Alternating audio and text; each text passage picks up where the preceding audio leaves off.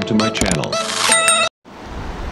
வணக்கம். அபிக் டிவி லைவ்ல நம்ம பார்க்க போகிறது தமிழகத்தின் முதல்வர் மு.க. ஸ்டாலின் அவர்களின் பிறந்த தினத்தை முன்னிட்டு நெல்லையில் மாநகர இளைஞரணி துணை அமைப்பாளர் வழக்கறிஞர் ஆலிப் மீரான் ஏற்பாட்டில் புனித அன்னாள் இல்லத்தில் உள்ள மனவளர்ச்சி குன்றிய குழந்தைகளுக்கு மாவட்ட திமுக பொறுப்பாளர் அப்துல் வகாப் எம்எல்ஏ அவர்கள் கலந்து கொண்டு இரவு உணவை வழங்கி தலைவர் மு.க. ஸ்டாலின் அவர்களின் பிறந்த தினத்தை வெகு விமர்சையாக கொண்டாடினர். அந்த வீடியோவை நம்ம பார்க்க போகிறோம். இந்த வீடியோ குறித்த கருத்துக்களை மறக்காம கமெண்ட் பாக்ஸில் பதிவு செய்யுங்க.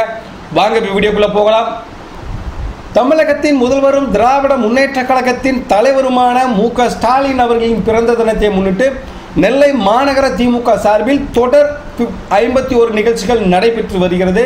அதன் ஒரு பகுதியாக பாளையங்கோட்டை புனித அன்னாள் ஆதரவற்றோர் குழந்தைகள் இல்லத்தில் உள்ள குழந்தைகளுக்கு மாநகர இளைஞரணி துணை அமைப்பாளர் வழக்கறிஞர் ஆலிப் மீரான் ஏற்பாட்டில் இரவு உணவு வழங்கும் நிகழ்ச்சி நடைபெற்றது. இந்த நிகழ்ச்சிக்கு மாநகர செயலாளர் சுப்பிரமணியன் தலைமை வகித்தார். நெல்லை மத்திய மாவட்ட திமுக பொறுப்பாளரும் பாளையங்கோட்டை சட்டமன்ற உறுப்பினருமான அப்துல் வகாப் அவர்கள் சிறப்பு அழைப்பாளராக கலந்து கொண்டு குழந்தைகளுக்கு இரவு உணவை வழங்கினார்.